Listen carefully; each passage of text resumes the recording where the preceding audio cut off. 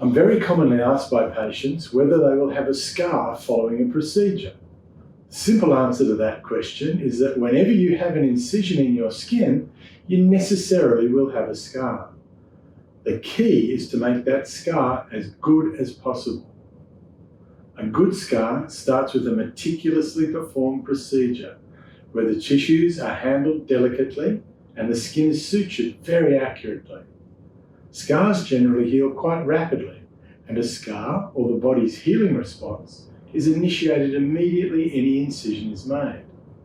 Once the incision is closed meticulously, there are a number of ways to help the scar to settle as well as possible. Initially, the wound is taped with directionally tensioned tape in the operating room.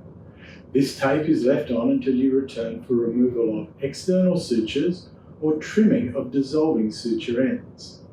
The new tape is then applied to the wound, and this taping continues for between 2 and 6 weeks or more, depending on the site.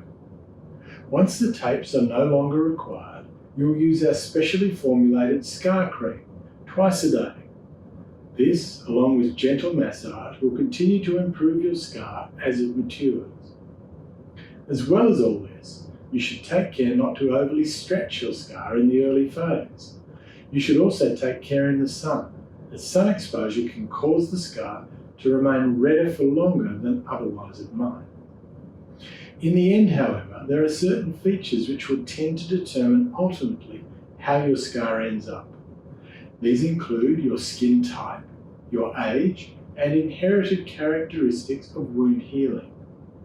As long as all the measures discussed are followed, your scar will settle as well as possible.